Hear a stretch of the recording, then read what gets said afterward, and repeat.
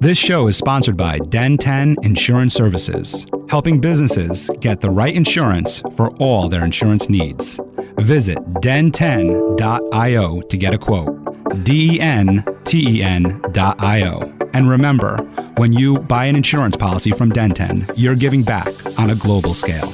Hello, all my entrepreneurs and business leaders, and welcome to the Michael Esposito Show, where I interview titans of industry in order to inform, educate, and inspire you to be great. Hello, all my entrepreneurs and business leaders, and welcome to the Michael Esposito Show, where I interview titans of industry in order to inform, educate, and inspire you to be great. My guest today is a self-made software and real estate entrepreneur. He founded his first company at the age of 26 and was the sole shareholder with more than 100 employees. Within the following 5 years, he founded 2 more businesses that he has successfully sold, the last one in 2007. In 2008, he made the move from Dallas to San Antonio, taking a few years off to spend time with family. He got into the real estate industry.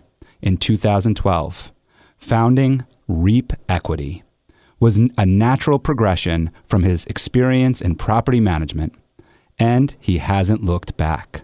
Since 2012, Reap Equity has bought, sold, and managed over 4,800 multifamily housing units. Currently, Reap Equity has over 19 multifamily properties, 3,500 units, and more than $501 million in its portfolio. In addition to Reap Equity, Reap Residential was created as the in-house property management company. Please welcome my guest today, co-founder at Reap Equity, Jacob Garza. Welcome, Jacob. Michael, it's great to be on your show, and I wish you could continue to read all those names that have helped me get here today, because there would be so many that have helped me, and thank you for that introduction. Yeah, you know, it's always fun being able to find a introduction like that, a bio that is so detailed and has so many accomplishments in it. Part of why I started this podcast is to learn from people like yourself, from entrepreneurs who have built successful businesses, sold successful businesses, and continue to be successful as entrepreneurs. For us as entrepreneurs and as business leaders, it's all about learning from people who are 1, 2, and sometimes like yourself, 501 million steps ahead of us. Yeah, well, thank you. And I tell you, the entrepreneurial life has been very good to me. It's been very good to a lot of people. I like to think that as entrepreneurs, the only things that separates us from others, it's certainly not us being any smarter than anyone else. I just think we take the risk, it's really what makes us a little different. Yeah, there's a ton of risk in entrepreneurship, but it can be a little offset when we learn from people like yourself. And as you mentioned, we have mentors around us and books and all the different things that can help us. I'm interested in, we were talking a little bit offline in your upbringing and where you were brought up, and you mentioned Corpus Christi, and I'm interested in your upbringing. What was that like, and who were some of the people around you that you started following and being inspired by to start your entrepreneurial track? Yeah, thank you for that. So my first set of mentors were my parents. I had a very good home. I've got 3 brothers and a sister. I grew up in a very safe environment. Born in Corpus Christi, and if you know anything about the town, way back when I was born, and I'll just tell you, I'm 59. In Corpus, the only place to work there was the base, and my father looked at my mom and he just said, it's not where I, for whatever reason, can work there. He said, let's move. And that's when we moved to Dallas area. And then we subsequently settled in a town called Lancaster, but very good home environment. Didn't have to worry about much. I got to grow up. I got to be a kid. Got to grow up with great brothers and great uncles and cousins. So, I was very fortunate, very blessed to have just a great mom and a great dad. Corpus Christi. Yeah. I actually have visited Corpus Christi.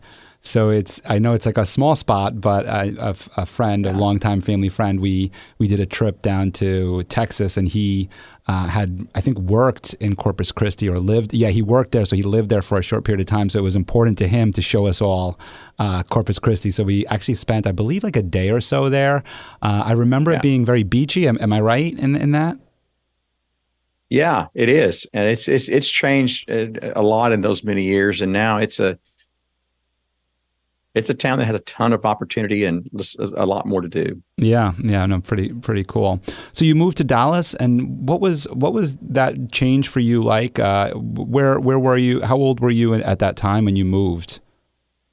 Yeah, I was 5, so okay. I don't remember much, but we moved. We only stayed there for like a year or two, and moved to a small town called Lancaster, which is about 8,000 people, and that was another very good move on behalf of my parents. Just grew up in a small town and had some great families to associate with, because some good kids. Yeah. And to this day, it was good. And you mentioned your parents were an inspiration. So what about them inspired you on your path to becoming an entrepreneur? Yeah, they gave us just a lot of attention, right? My mom gave me a ton of, you can do it. And if I failed at something, it was, okay, let's dust yourself off and get back out there. And that literally, from sports to a grade that I could have done better in, she's always focused on the good and how to grow that versus, okay, well, let's figure out what you did really bad and let's talk about it and let me beat you up a little bit. And Zig Ziglar didn't write his book or anything like that. But I guess she had some of those instincts in her. And my dad, when he came home, he was very present, and it just made a really good family environment. And I tell you, that was building some little neurons in me and my siblings' heads that allowed us to go out and how to, how do we get back up by ourselves? Because they saw that a lot when we were small. They let us fail. They picked us back up. They let us fall. They picked us back up. So we knew how to do that. They weren't helicopter parents. So when we started leaving the house, even at 14, 15, right? Everything's, I tell people at 14 and 15, your kids are done. Not much influence you can have on them anymore. We were able to make our own decisions at that point, and they just a ton of encouragement, Michael. It was a very good upbringing. And it sounds like at 14, 15, if you were out on your own, you were probably earning your own money. So what was the first career choice for you when you first started out? This was not a pre-set up question. So you're right. I was very entrepreneurial growing up. I sold seeds when I was probably 12 years old. I wasn't very good at it, but I was supported. That was it, right? And I was supported. So I did lawn mowing. I literally picked up the Yellow Pages one summer and called all the real estate offices. Finally found some lady. She says, well, you can't mow my client's house, but you can come to my house. So I mowed her house for a summer. She had a big yard, kind of a 5 or 6 acres. So she put me to work. When I got 15, I was an August baby. So I didn't want to wait all summer to turn 16.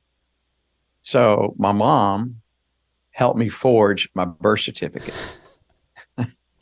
And I worked at Jack in the Box in DeSoto, and that was my first job.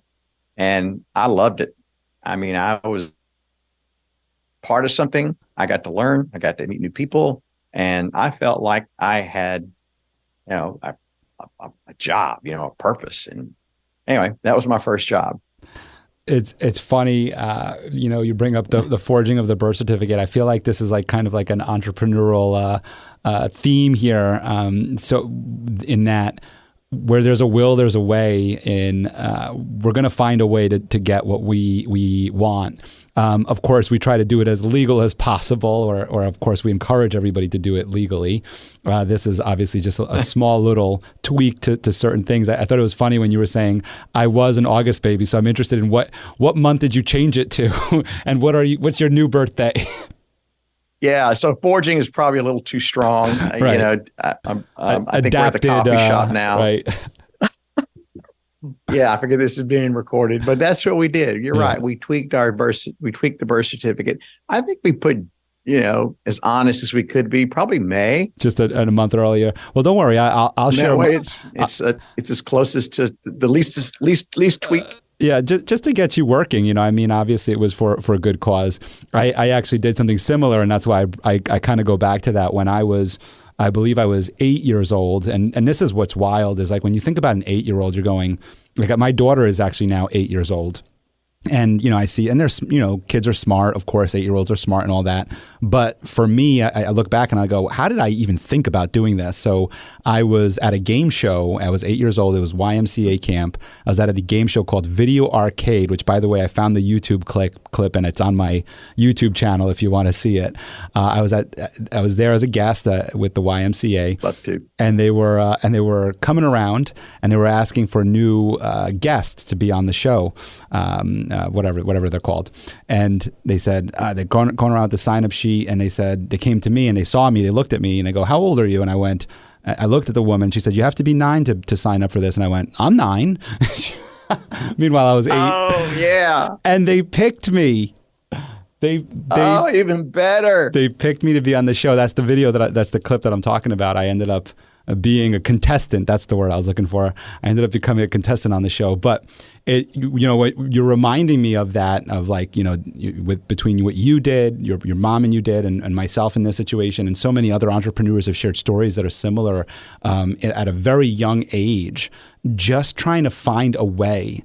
And I think, I ended up the corporate route for a long time. But I think when you look back, wherever you are in your journey right now, to our audience that we're speaking to right now, when you look back, you'll probably start seeing some things of like, they told me I can't do this and I did it anyway. They told me that I needed to fit this mold.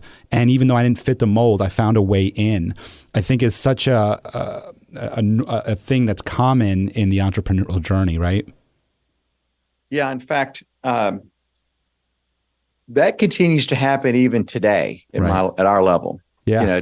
You just move the decimal point over, but we're still in this. Oh, Jake, Arlene, I know you guys, have 25 properties, whatever, but you're not there yet. You haven't done that yet. It's this. So but we're now we're used to it, right? We're like, okay, we'll see, and we keep doing it. We keep pushing the envelope, and that's our story. And I'll give you kudos to be able to think on your feet like that at 8 years old. Just say, I'm 9. That's exactly the pattern that sets you for where you are today. And that's exactly what all of our entrepreneurs have in common. Yeah. It's very interesting. So you started off selling seeds. I thought that was interesting. Why did you choose seeds in the beginning?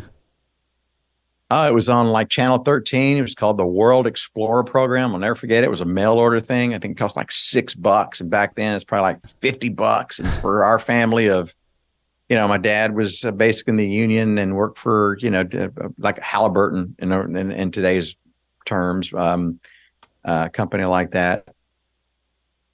That was it. So we bought it, and my mom let me buy it. I couldn't believe it. And, here I go knocking on doors. At first 5 or 6 neighbors. Of course, I knew all of them. And then it got to strangers. I thought, oh, these guys are easier because they don't know me. Right. That's exactly how I felt when I was a kid. And I sold them. I mean, I don't know. I think I made $3 or something like that, or $10 net of cost of goods. So yeah, it was. Then I got bored, and I'm like, okay, now what else? Which was inherent in some of us. We can talk about that later. That's good and bad entrepreneurs, but yeah. Yeah, well, let's share that now. So what was the next thing for you, and what was the good thing about that, and maybe also the bad of it? So I don't recall what I end up doing next, but as entrepreneurs, I think it's good that we like to be, we like to have variety and uncertainty, and that's what makes us go do something different. At the same time, I think you have to know when to give it up and say, okay, this is done, and know when to do something else. And you hear stories all the time of, I'm glad I stuck it out because it really paid off. Or the other one is, I'm glad I changed 3 different times because I finally found the right recipe. there's no wrong or right answer. You're just going to have to follow your gut on that. And I think there's some inherent things that help you come to that conclusion. But there's no wrong or right answer. Mm. And you said sometimes it's your gut, and I am interested in that because you're 100% right. Like there's, as entrepreneurs, the shiny object syndrome definitely is there. But we are also educated in that we have to weigh out, the pros and cons of it, see, the P&Ls and all that other stuff and try to figure out what's right. But what for you, when you talk about gut feeling, what are some of the signals that you receive when you know it's the right time to sell a business like you've done over and over again, or to purchase or start a new business? Yeah. So to sell a business, I mean, there's either you have what I consider a lifestyles business that you keep forever, or there's a business that you have and you want to end up selling it. And there are two different experiences along the way. One, give you a quick example. Let's say we're going to start a company, and our plan is to take it to $10 million and sell it to Wall Street or a merchant banker or something like that. We're going to do whatever we need to get to $10 million. Me and you, Michael. We're going to hire the right people. They're not doing the job. We're going to let them go. There's going to be casualties along the way. And we're not too worried about culture. We're just going to bring it up and sell it. There are a ton of companies that do that. The other one is more of a lifestyles company, which is like, okay, we're going to create a $10 million company, but we have further plans after that. And we're going to create something what I consider called sustainable. And we're going to hire the right people, and we're going to create an environment for them to make some mistakes, because we're not interested in their work outcome for the next 2 years, or excuse me, the next 2 to 3, 4 months. We are actually wanting them to go out 2 or 3 years. We want them to stay with us, because over time, right, past the $10 million mark, past the $20 million mark, you have a real company there that's sustainable and very predictable and has a lot of certainty in it. Those companies are the companies that will be around for a long time. So those are the kind of the two, I think, that come to mind when you start thinking about what kind of companies that you have, or it may, and we'll get to the selling part in a second. But those are the two different types. Yeah, it sounds like there's an emotional investment in obviously the lifestyle company, and probably not so much an emotional investment in the second, in the one selling to the corporate. Your seed business, was there an emotional attachment there? Were you able to give that one up quick? Well, there was, and thank you for that. That's where I was going. So and I had multiple offers on my companies even before I sold them. It was a tech company, and we did some pretty neat stuff, but they were more on the financials play. In other words, if we did $10 million a year, they'd say, okay, we're going to offer you, let's say $1 million. It's easier. You do $1 million a year in revenue, we're going to offer you 4 times revenue, right? Which is pretty standard, I guess. 4 times revenue, $4 million. You're like, no. And then let's just say that's purely financial play, because they can take your $1 million company, put it into probably a better system, and turn it into $16 million. So their $4 million investment is paid for like that. The other one is a strategic play, which means, let's say you have a company, it's $1 million, and they're going to put it into, let's say, a Google or a Microsoft, or something very strategic, where your piece of technology is going to make them maybe $30 million, right? It's something, they have a vast customer base, so they're going to pay a lot more. They may pay $16 million for you, because it's worth at least that much in a strategic purchase to upgrade their product or upgrade their customers, something like that. So that happened to be the last company I sold was a strategic buy. But so those are some of the drivers, I think, that come into play when you sell a company. And you're right, I was happy ever. We had 21,000 customers across the United States. We had a good employer base. I wasn't planning on selling the software company, and They came after me several times. The last time I turned to my wife, Arlene, I said, you know, I, well, the other one was I kept saying no, no, no. The last offer they told me was, Jacob, that's all I can give you. We can't go any further. So I turned to Arlene and said, we got to take this. This is, I mean, I said, I've been saying no, they kept going up. So that's when it was time to sell it. And yeah, there was absolutely an emotional connection to that one. But it was a signal. Things happen for you, not to you. The old saying, Tony Robbins says. Yeah. And it was time, and it was a lot of great things have happened since then. Yeah, I know we jumped right to the sale of that tech company, but could you share a little bit about that tech company and how you started it? So, yeah, I was working for a company in Dallas, and they had a lot of different products. Like, it was all real estate for the most part. They had an amortization product, they had a lessor for commercial leasing agents, they had a property management software program, they had an amortization program, they had a word processing program. This is way back before Word and Excel and all that. And they had like 5 other products, and they were venture backed by a venture capital firm. New venture capital firm came in one day and said, we're going to get rid of all these products, which is probably a good idea. We're spread too thin. We're going to focus on 3. And property management, you're out. Okay. So as I mentioned, the keyword license, they didn't own anything. They literally have exclusive marketing rights to this property management software program. Let me stick with that one. So the developer actually worked there. It was his, and he got a royalty on it. So that's great for a lot of developers because they're good at developing. They're horrible at marketing. So he went to, that evening, literally, I knocked on his door and I said, hey, Steve, what are you going to do? He said, I'm going to go back to California. I said, no, you're not. We're going to start a software company. And being an entrepreneur at Steve, he's like, oh yeah, let's go. And I had sold it already. And I said, I'll take care of all the sales and marketing. You keep developing, and I'm ready. So that's how it started. Where were the sales to? Was it to mostly other businesses to be able to use this property management tool? Yeah, it was all B2B. Mm-hmm. And we sold all over the United States. And a lot of it was you mailed them the demo disc, if you would, back in the day, right before the internet, 90.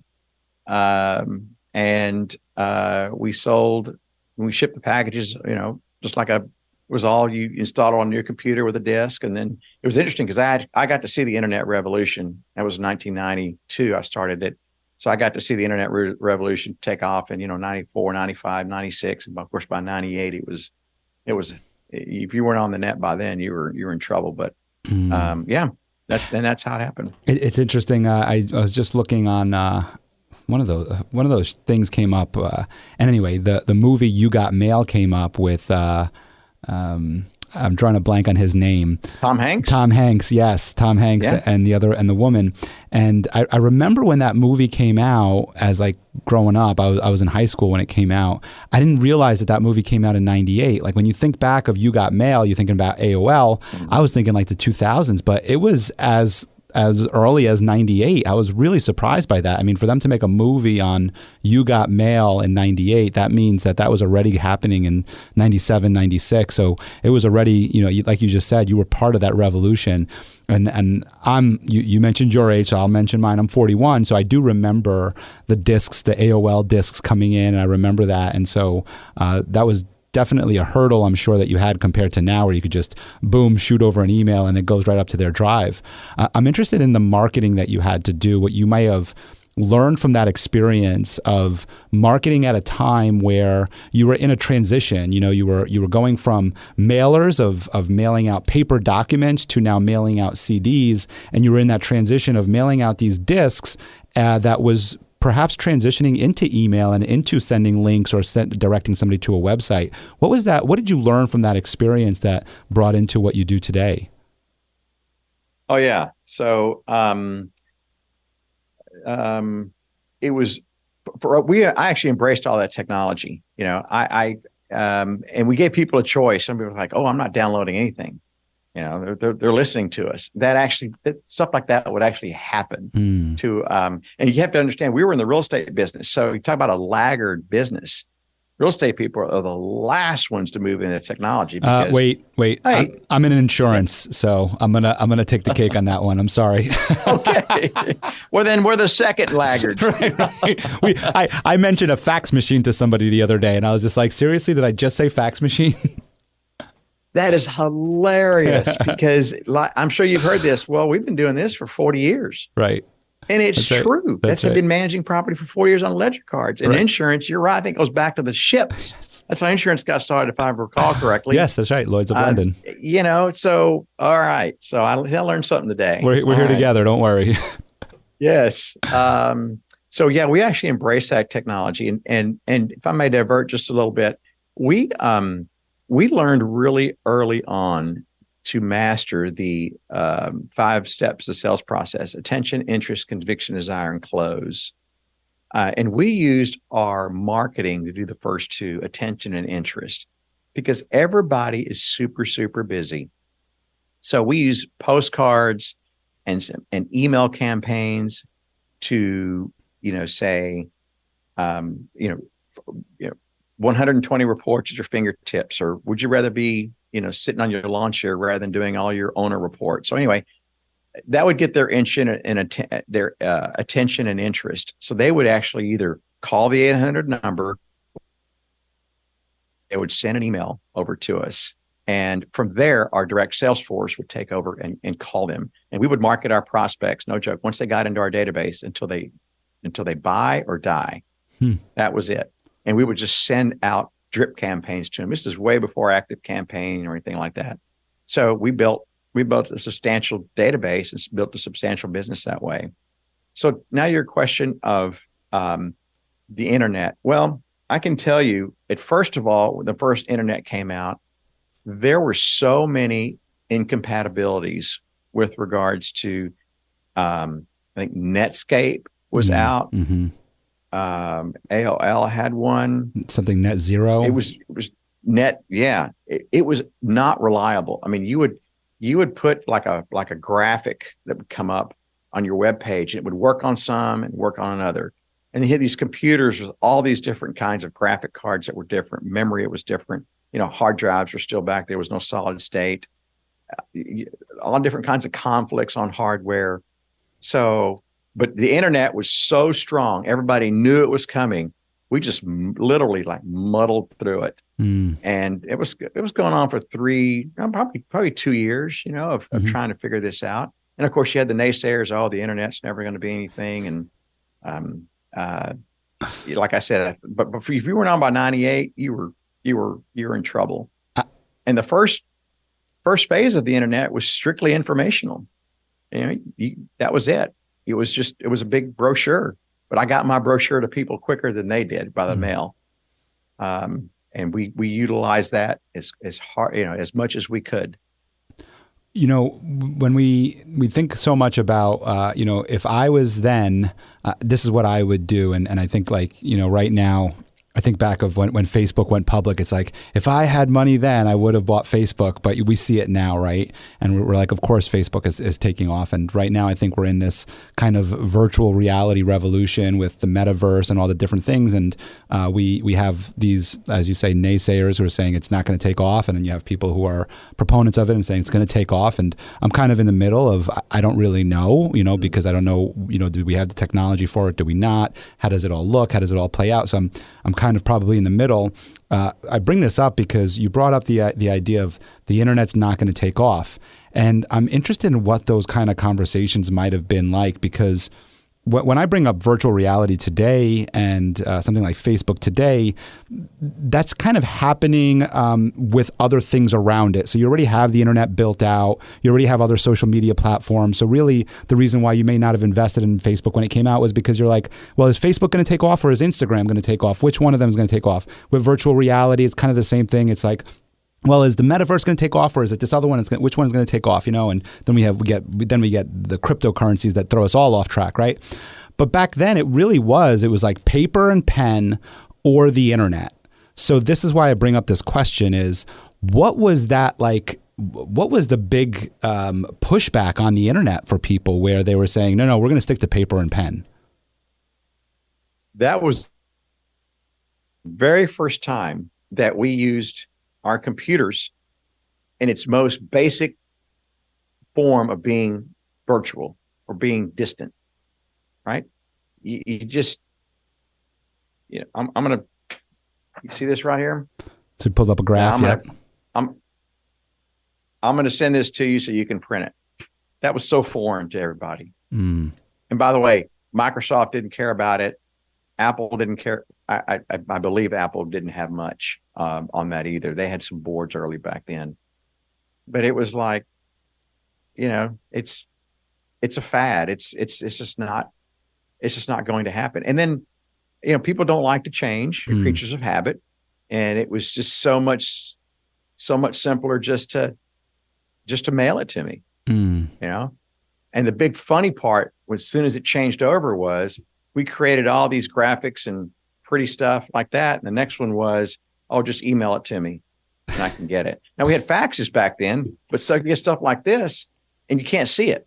Right. Yeah. And faxing was almost one dimensional, if you would, where there was so much more you could do online. Yeah. It's interesting. And then to me, that was a big turning point. Yeah. And you're a big tech company. Well, you were starting a big tech company. And so of course you want to embrace technology.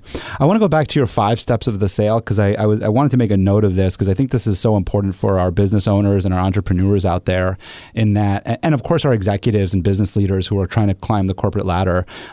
Sales is the engine to a company. Whether you like salespeople or you don't like salespeople, which, by the way, it's not that you don't like salespeople. You don't like bad salespeople, the ones who don't know how to inform and educate and share ideas and listen to you as a consumer. Those are the ones you don't like. So not all salespeople are equal. I want to share that. But sales is the engine to a company. And so I think it's so important that we as entrepreneurs and business leaders understand that we are the salespeople first and primary. And it's important for us to know how to share a clear message, how to share our values, our mission with not just our team, but with the public. And then, of course, understanding the sales cycle and what it all encompasses. And I'm interested in what the 5 steps of the sale are. You mentioned attention and interest, and I just wanted to make a note of the next 3 for everyone. Sure. It's conviction, desire, close. Yeah. So you mentioned, you expanded on attention and interest of the postcards and the emails. And what does conviction look like for you? Sure. You may be you might be convinced you should walk or buy a pair of shoes, because you should walk 3 miles a day, or say 10 miles a day. Let's say 3 miles a day. But you have no desire to. Next thing you know, you got high blood pressure and you have a mild heart attack. You're like, oh, I probably should buy those shoes and start walking. And the close is, doing it. Yeah. It's in simplest form right there. Desire is everything. We're all convinced we should buy stuff. Until you get broken into, then you're going to buy your alarm system. Until you find something marketing wise that really makes sense, you're going to buy it. Until a product really saves you in accounting, you're not going to buy it until you have the desire. So, but they're all important and they all happen. I don't care if we're sitting in our chair reading a book and a cereal commercial comes on, and you look at it from the TV and you build some saliva, right? And then you're like, oh man, and you go to the refrigerator, you pour you some milk, eat a bowl of cereal, boom. Every one of those steps just happened. Yeah, and every one of those steps are so important because you can have conviction and desire and go to the close, but if your brand has not been marketed, there's no attention for your brand, so therefore they're buying somebody else's. And then, of course, you have to have the conviction, and I think that also kind of relates to education of educating your consumer, letting them know, all the features and benefits, all the reasons why your product is better or the best one out there, and then, of course, creating that desire, which is your return on investment. What's the ROI of this? What am I going to get from this? Am I going to earn more for my business through this marketing campaign? Or as you said, are my feet going to feel better after a good run, a good 3-mile run? And if so, back to your point, then of course you might have a close on that. Thanks for. And Michael, you said it earlier. There are hundreds and thousands of products that are so much better than what's out there, but they never had a marketing team or a sales team tell somebody there's a better way. And until that happens, nothing moves. And there are some products that I just mentioned that can have those 5 steps happen via just an ad or a commercial. And there are some that are consultative, if you would, in nature and selling, that you have to put on, you have to go meet them. You literally sit down, consulting services or some big system sale, and, and have that conversation with them, and then start that process. And it may take 6 to 9 months. You're setting jet engines or something like that. Yeah. They're not going to answer an email for that one. So yeah, you're so exactly right. It's the lifeblood of any organization. And we can talk about the support and what happens on that later. But I mean, that's exactly the message that everybody needs to understand.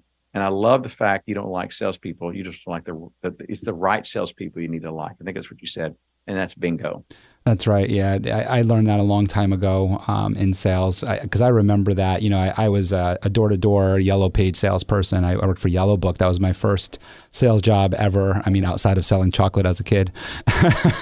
and you did the hardest job there is, and the most granular job, and the most rewarding job. If you can sell door-to-door, you can sell anything.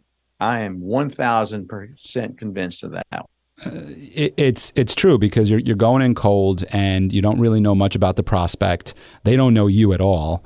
But what I learned is how to overcome a lot of that rejection, and I learned how to become a better salesperson, because the truth is, when you're first starting out in sales, the first thing you're learning is really how to deal with rejection. That's one of the first things you're learning, is how do I deal with 10, 20, 30 doors closing on me, people being rude, people being upset that I'm disrupting their day. That's the first thing you learn. And then eventually you start learning your value, and you start learning, well, what's my value personally, so that I don't take this personally? And then what's the value of the product I'm selling? And how do I start sharing that with people? Which was another valuable lesson that I started learning. And, in that time period was when I started understanding, okay, it's not that they don't like salespeople, it's that they don't like bad salespeople. They don't like me just coming in, interrupting their day with nothing to offer them of value. And when I started learning how to share value first, and share what's the value and how I can help them and serve them, that's when the doors started opening, but maybe not closing, but opening. And then I want to ask you about closing techniques, because that was another valuable step in this process of, knocking on doors, getting meetings, sharing value. As you said, conviction and desire, all of that is wonderful, but there might be 3 other people that have met with this client and have shown conviction and desire. One of them is going to get the deal because they ask for the sale. And so I'm interested in closing techniques from you, because, hey, look, real estate, it's all about the close, right? So I'm sure you have some really great insight on that. I do. And certainly the close is part of the process. You have to ask for the order. The better you do on the convincing stage, and that even before that, is asking the right questions, right? You have to know the pain points of the person sitting in front of you. You have to know, is it their closing time? Do they have it in their budget? I mean, that's a big part of it too. There's an enormous amount of questions that a skilled salesperson can quickly quantify and go, okay, this person is right for our product. They're ready to buy next month, which is, I'm working on my next closing month. I've got some, it's towards the end of the month maybe, or however that works.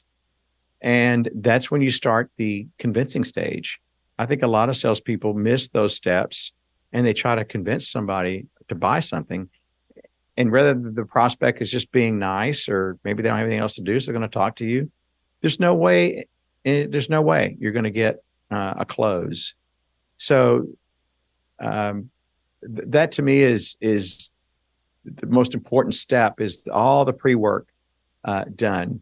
You do have to understand the desire, the why we are here. Why'd you call me, or why'd you answer the postcard or postcard? I need to come back to. Now, don't worry, we're still doing postcards today.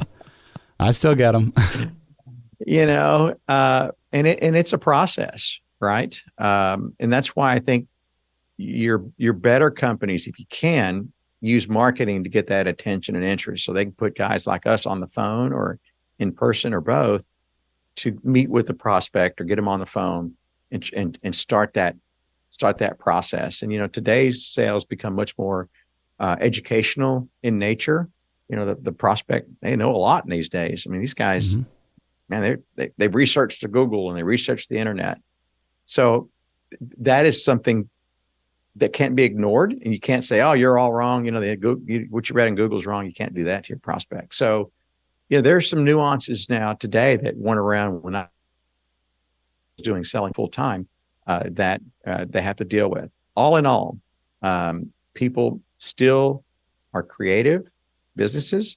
They want to improve products and processes and services that their internal organizations use, or obviously they want to sell their products to people. So those are all things that help you get to a close.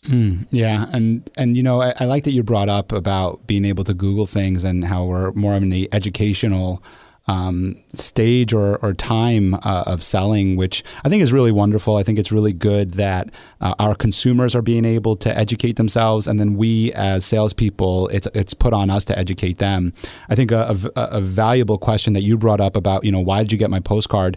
It's a valuable question because you want to ask them that are you just kicking tires, or are you looking to buy? And I think the best way to ask it is, why are you calling me, and why is this important to you? I just had somebody recently looking for insurance, and that's exactly what I asked her. I said, why did you decide that this is the right time for you to get business insurance? And so she started giving me some reasons, and I said, okay, and from there you can kind of gauge, are they just looking for more information, or are they really looking to buy? And either one is just fine. And what I want to say on this as we go into your next business of Reap is what I like about this era that we're in is that our consumers, because they're so educated and because it's on us to educate, that I think it differentiates us as salespeople of being able to not just be really great at the process of the 5-step process and closing, but also being really great at being personable and authentic and really listening and understanding what our client, our customer really wants and needs. And not just shoehorning them into something, but really understanding what they want and need and being able to provide that for them. And the other great thing with networking today, with having these great networks and these great referral programs between companies, or you can just say, hey, you know what? I'm not the right person for you, but go call, Tom or Susie. And now you actually, maybe you have an affiliate program with Tom or Susie, or maybe you have some sort of, referral exchange with them. The networks that we've created today, I think, are so powerful and really serve our customers. And I really love that of what's been going on in the marketplace today in terms of that. Yeah. When I was 22 years old, someone told me, a seasoned sales manager told me one time, that's why God gave you 2 ears and 1 mouth. You're supposed to listen twice as much as you talk. And that's exactly what you just said. So yeah, I love just trying to open up a client and just say, just tell me why you're calling, what do you need, and what's going on, and let them share with you. And I think, and again, it like I said, an authentic relationship starts there, because if you're listening and you really care and you're really empathizing with them, it's just going to be natural that you start connecting and bonding. And from there, people buy from people. From there, you're that person for them. Maybe they're going to go check out 3 other companies, but if they don't get that bond, if they don't get that relationship with those 3 other companies, even if they're a bit better than you or maybe offer a couple more services, you got the advantage based off of that. So it's tremendous. And it builds trust. And ultimately, all of our they're not going to really know what the product does for most products until 3 or 4 months into it. Mm-hmm. They can see all the testimonials, they can do all the demos they want, but ultimately they have to trust you. That's right. So they're putting all this stuff together in their head, right? And a good salesperson is just watching the puzzle built, writes the word sale, for the salesperson is working on the prospect, and sooner or later, that's what it comes down to. And for me anyway, and I'm sure you can do the same thing. You can see right through that, and that I think prospects really appreciate that. Up to and including, I'm sure you've seen this, Michael. If I'm looking for D&O insurance, because you're right, my why is, well, my buddy just needed it and used it, and thank God he had it, and I want to upgrade mine 3 times. And if you don't have it, I'm going to go, oh, thank you for that. Right. So it works both ways. Yep. So let's get into repeat here now, because you sold that company, that tech company, and very quickly after that you started this new company, and you're a co-founder, so obviously you have a partner involved. You started this new company, and it grew exponentially. I mean, from what I remember reading in the bio there, $501 million. That's tremendous. Yeah, so I sold in '07, and it was actually '12 before we started. We moved from Dallas to San Antonio, is where we are now. And my partner is my wife of 33 years, Arlene. Arlene, yes. Which we can do another podcast on how to work with your spouse. It was very rewarding on that one. But there is a process, and we run into couples all the time, and it's actually pretty popular now. And we share stories and we laugh. But once you get it down the right road, it really is fun. But up until then, we never worked with each other. My software company, I was a solo guy. So, started in 2012, and I need to update the website, because now I think we're 650 million. Wow. In 24 properties. So, but it's been a great journey. So we can talk right through it. Yeah, tell us about that journey. So, I mean, as you just said, there's a couple things there that you choose which route you want to go. I think all are important to our listeners here, in that, of course, building a company from scratch to 600 million, but also working with a spouse, working with a partner, whether Sure. it's your wife or husband or just a good friend or something. I think there's a lot of similarities that are drawn in there. Sure. So here, forks in the road, and I've got experience in both. I started my first software company with nothing, like nothing, right? And what I had to learn right away on that one was, I started it because you got to start making some money, right? I think I'm not going to speak for all entrepreneurs, but maybe many of them start a business because I'm going to go make some money. Okay, well, you have to. Otherwise, it just doesn't happen. I think what needs to happen as quickly as you can after that, Michael, is to say, it's no longer about money. It's, how do I care about the client? And maybe you started that, I'm going to make some money and care about the client. But ultimately, I learned that completely, the money part, I mean, you have to have profit. But really, the more you focus on the customer, the better off you're going to be, number one. Number two, to be entrepreneurs, you have to be a micromanager. I mean, it's typically yourself. You have an assistant. These are bootstrap companies. And then, you hire somebody and you're still doing 90% of the work, and you hire somebody else and you hire maybe two more people. You got a team like a 5, right? So you're still growing the company. Then you need to convert to a delegator. You have to hand off stuff. And that's easier said than done, because by nature, that's what got us there, right? What got us there was watching everything, making sure everything's fine, because you got, maybe 100 customers or 50 customers. So those are interesting dynamics that happen when an entrepreneur starts a company from nothing. Now, how do you start a company with money? Well, we had money, had a fairly decent exit. And we came here, and for that track for us, I still went slow. If I have to do it all over again, I probably would have went a little quicker. But I don't think much quicker. And let me give an example. So instead of just hiring a whole bunch of people and buying a whole bunch of real estate and getting to 4,000 units in 5 years or 6 years, we bought a 24-unit apartment complex here in San Antonio. That's big for some people, but Arlene did the leasing on it, and I did the maintenance and managed the capital expenditures. And we did that so we could see everything move in there. And what I wanted to understand was, and I did this in all my businesses, the ultimate end user, who writes you the check? And it was a resident. In my software business, I can tell you who wrote us the check. It was a business owner. Then we'd go down at the level of all the employees using our software, and that's who we listened to. That's who we made happy. If we made those people happy, we would sell a bunch of software. Well, if I can make our residents happy, they would tell their uncles, their cousins, and we would build a community. And that's exactly what happened at that 24 unit. And you know what? There wasn't a lot of trash on the floor, on the ground.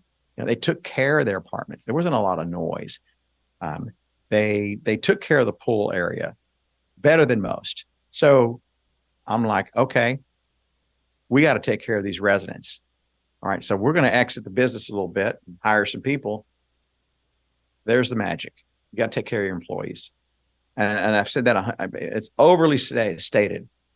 In this particular business, the property management business, most of it, Michael, is third party.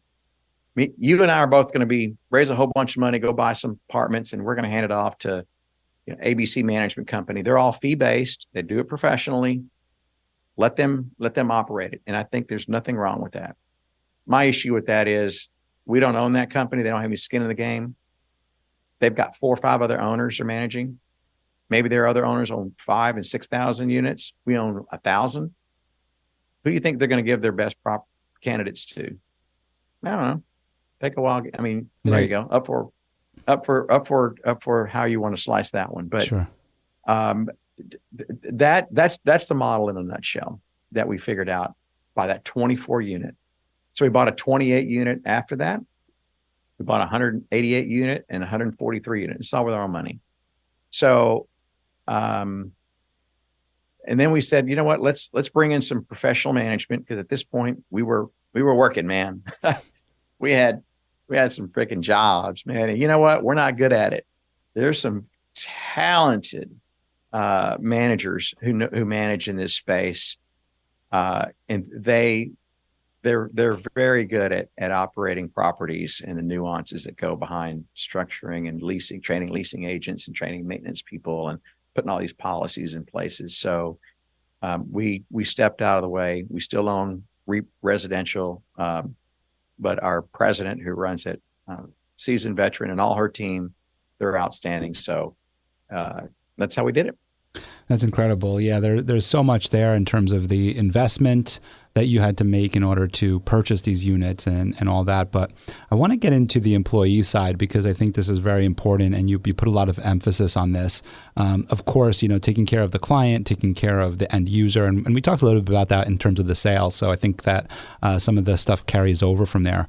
In terms of employees, I think one of the things that is really challenging for the small business owners, for the entrepreneurs, is understanding, one, how to hire, so how to recruit, let's say, actually first, how to recruit, 2, how to hire, and then 3, how to retain.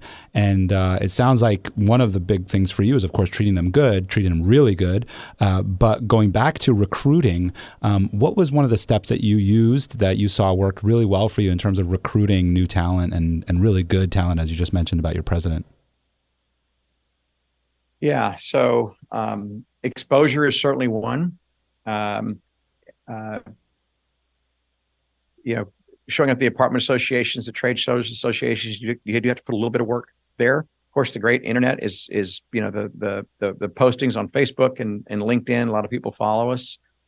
Referral fees. We're really big into referral fees, and I guess the big one, making a differentiator. I mean, we're a completely different company today than we were just 2 years ago, and certainly a lot more than we were 5 years ago. And there's this yellow thing behind me. Again, timely. This wasn't scripted. People watching. It's the San Antonio Express top places to work. And we want it again for 2020. So we'll be getting that in October. These are voted on by our employees. These aren't the fastest growing revenue companies in San Antonio. And yes, we've done that 5 times now. These are employees saying, "Oh, I like this. I like this company, and here's why." To actually physically do stuff like that. So that starts to build over time. But initially, to answer your question, you just got to do it one employee at a time. And if you really put the effort to have your employees engaged in what you're doing, and what does that mean, engaged? Why don't you share with them how properties are purchased?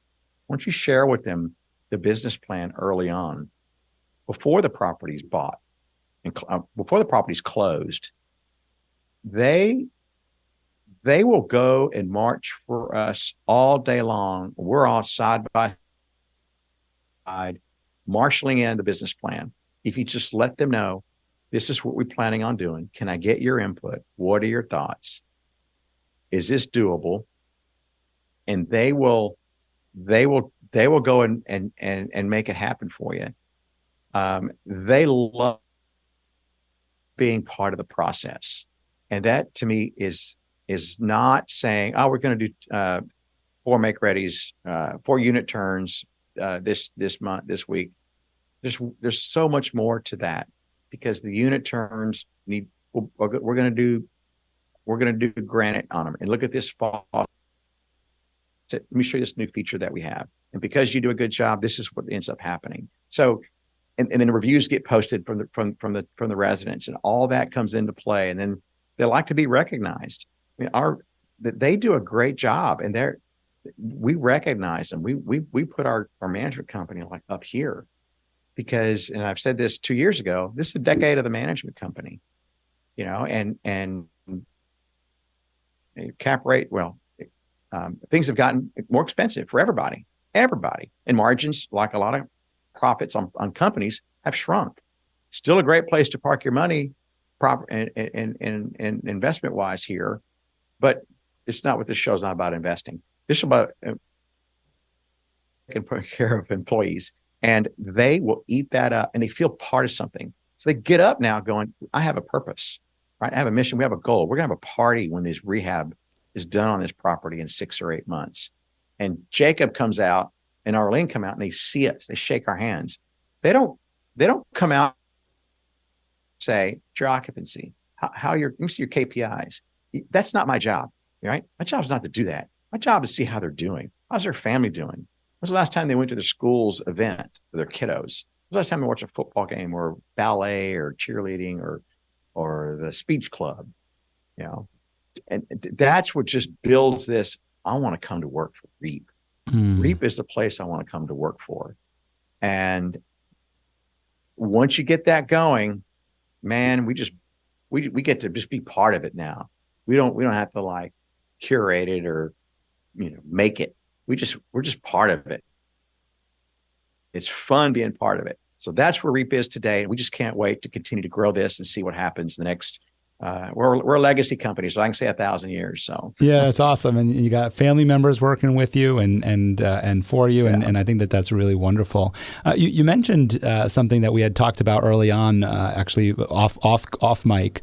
In terms of your employees getting to spend time with family and watching games and doing all the rest. And I think that's wonderful. And I think, when we look at entrepreneurship and you talk about risk and time is the big one, right? So as entrepreneurs, we make a choice to take a big risk, and we also make a choice to devote much of our time. And as employees, the benefit of being an employee is that you work for somebody like Jacob and Arlene that are caring and generous, and you get to go home, right? You get to shut it off at 5 o'clock, depending on your hours, but you get to shut it off at 5 o'clock and get to go spend time with the kids and go watch the game and do all the other things. And so where I'm going with this is a lot of times, yourself included in this, because we were talking off mic about this, a lot of times we get the question of, as entrepreneurs and seeing all the things that we do, we get the question of, how do you do all of that, right? For you, how do you do all that? How do you run, all of these different offices and do all this different stuff and support all your employees and, make such a great employee place for people to work? And then, of course, you're a pilot and you do all these other things, these other really cool hobbies and all this stuff. How do you do it all? And, I have my answer for it, but I think our audience is much more interested in your answer. How do you do it all? I mentioned it earlier. Yeah, absolutely. Good question. So I mentioned that earlier. You delegate. We have a president of our management company and VP of acquisitions that handles on our buy side. I mean, those are the people who make it happen. And they're cut out of the same mold that we are. They delegate too. And everybody delegates. And everybody has a role here. And it's kind of like saying, I got a women of, a team, a platoon of 6 people, right? And they're all covering for each other as they advance. Well, no, when I get up and start running, my guys and gals are all set up and they're going to protect me before I reach my next point. Well, we're the same thing here. When I'm a leasing agent, I got a move in to show. I know the property's. I know it's going to be ready. I may walk it before 10 minutes before the prospect shows up or the new leasing shows up, but I know it's going to be there. And it's communication. If it's not ready, it's not ready. Well, just tell us. So we're huge transparency communicators, but we have well past that mark of micromanaging is too much point of watching everything. We trust and verify. I have my reports. I know, and I say this, I know when I go on my properties, I know things have been done. We have checklists and we're regimented, and people enjoy what they do. They like what they're doing here. So we've just set up this culture. We've got great leaders at this company that help us drive that through. And leaders at the property, our managers, they're great leaders. Each one of our properties generate, Michael, like $3 million a year. You realize some of these people, if not a lot of them, have no idea what a P&L is when they come to work here. And not has no fault to them. They're just coming in, just kind of running things. When we teach them, no, these are your income. Let's try to drive these up. Let's try to reduce concessions. Let's do this and make this number the biggest number. These are your expenses. We're going to watch these. We're going to push some to this or push some. We don't need full service this. We're good in-house. We're going to look at landscaping. It's been a while since we renewed the contract. So these are all small things that we look at, and they love it. They're like, oh, okay, now hang on a minute. I got it. And they look at their budget variance and go, look what I did. Look what I did. And it's just all part of something, as I mentioned earlier. They have purpose. They're part of a winning team. And we all get together. We were together 2 days ago. All of our 150 employees inside of San Antonio. We put a charter bus from Houston. We own in 2 properties. So we're able to bring them together. My point is, we had this massive all day, ruha. Here's what happened in the past. Here's what's happening in the present. Here's what's going to happen in the future. Mm-hmm. And they're totally engaged. We do that 3 times a year. So we're just like one freaking football team, right? That comes out of halftime. We're just ready for second quarter, or third quarter, I should say. And we're just having a great time. We're not perfect. We have our challenges or problems, whatever you want to call them. Tony Robbins just point blank says, look, I got problems. I got problems like anybody else. He says, but I got better problems, and my company has better problems.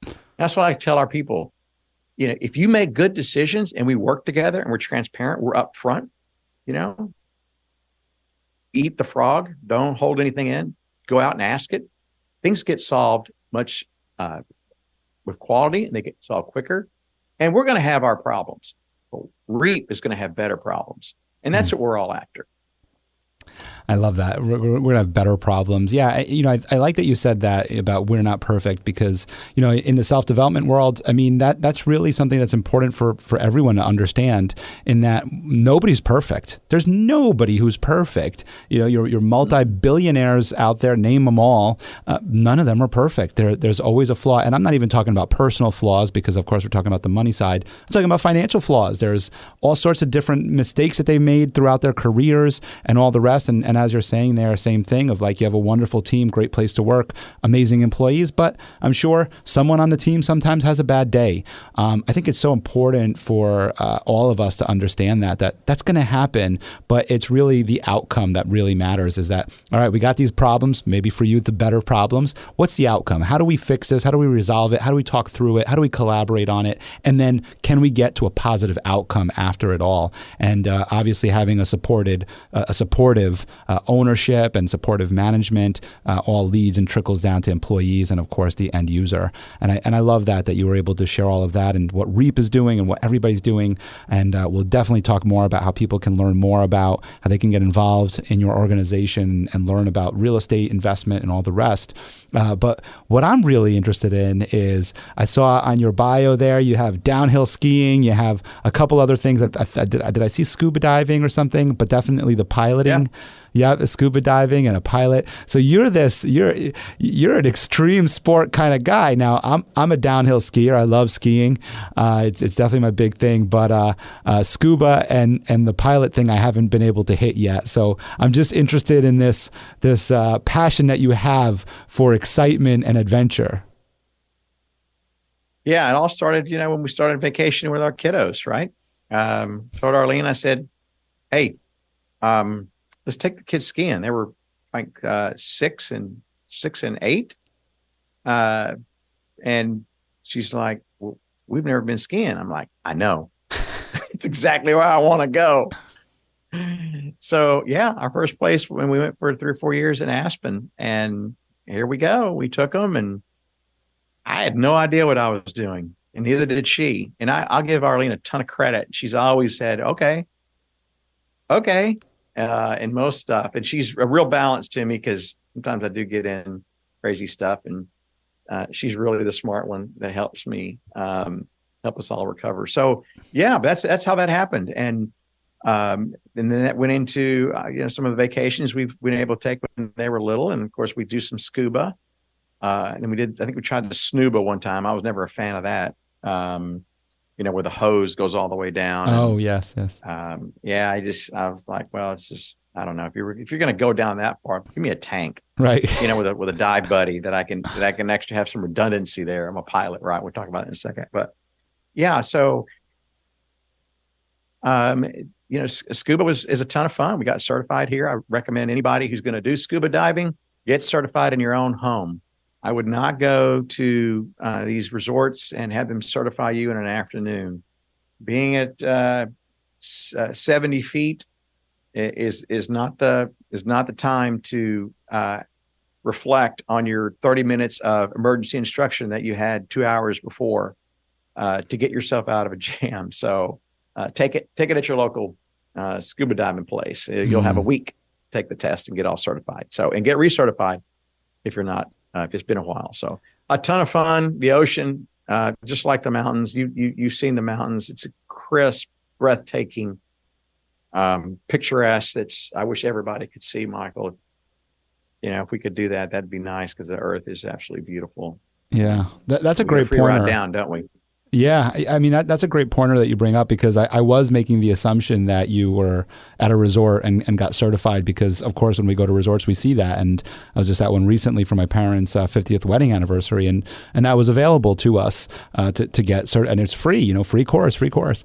And yeah, it's like 3 days in, and I think one of my cousins got certified. So I'm going to have to mention it to him, of like, just make sure, But I'm glad that you brought that up, because while we're talking a little fun and hobby here, it is definitely important to learn about the safety that is in play with all of this. And so I'm going to add, as a skier, because I've been a lifelong skier, one thing I'll add on that side is, please take some lessons, everybody. If you're going to learn how to ski, we'll bless you if you didn't take any lessons, Jacob. But if you're thinking about skiing out there, take a few lessons. Learn how to stop.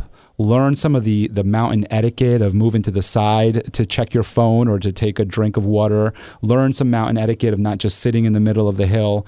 Learn some things that are really important, that are going to save your life and save the life of others while people are skiing down. Because, listen, I ski fast, and if you're sitting there for no reason, I might not see you. And I hope that doesn't happen, and thankfully it's not happened.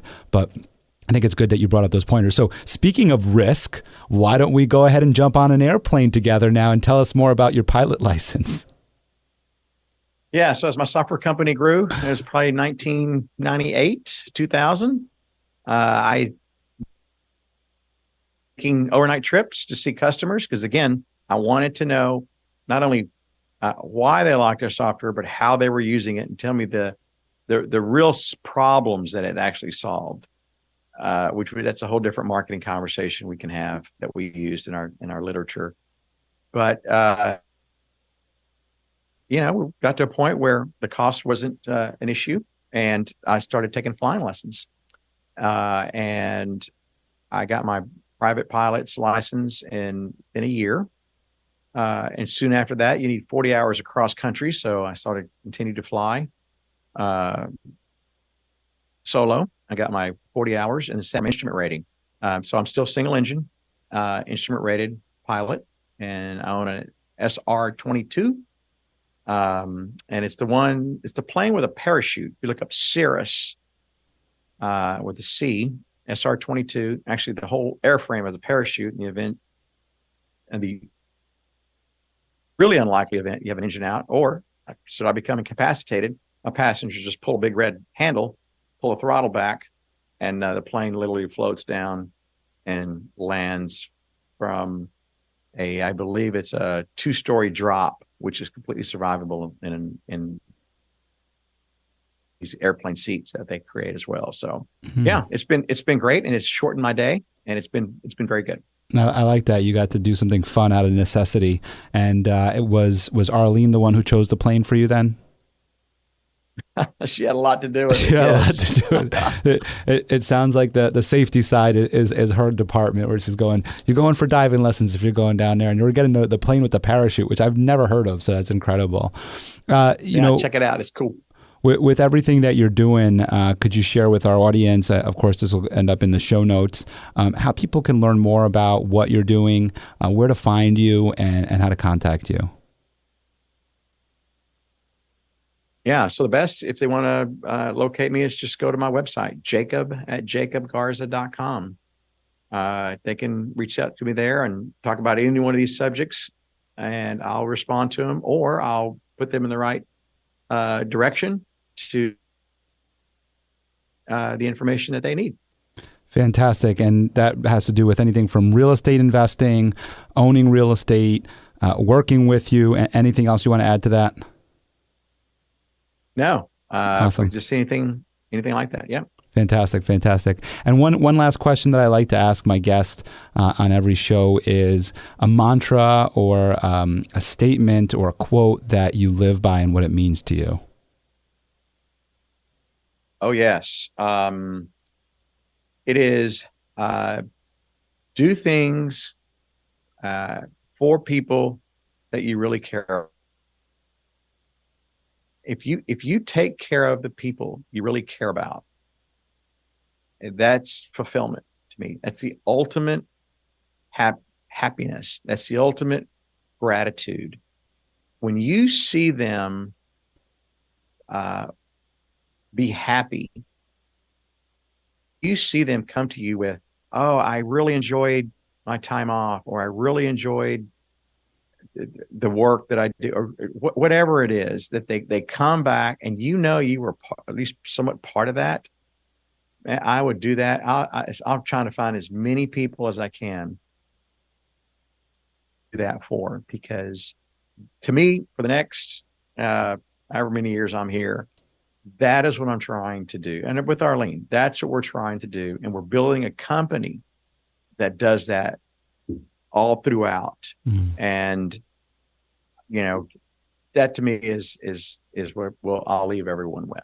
Fantastic. I love that. Do things for people that you really care about. Thank you so much for sharing your story, your journey. It's been really great. We've been able to learn some really great sales techniques, hiring techniques. We learned about real estate, learned about your upbringing and selling seeds and all the rest. I want to thank you so much for coming on the show today and spending some time with us today. You bet. Part of this, we have a lot in common. You're an entrepreneur and you've seen a lot of the same things, and it was extremely enjoyable. Thank you, Michael. Thank you for listening to The Michael Esposito Show. For show notes, video clips, and more episodes, go to michaelespositoinc.com/podcast. Thank you again to our sponsor, Den 10 Insurance Services, helping businesses get the right insurance for all their insurance needs. Visit den10.io to get a quote. That's DENTEN.io. And remember, when you buy an insurance policy from Den 10, you're giving back on a global scale. This episode was produced by Uncle Mike at the iHeart Studios in Poughkeepsie. Special thanks to Lara Rodrian for the opportunity and my team at Michael Esposito Inc.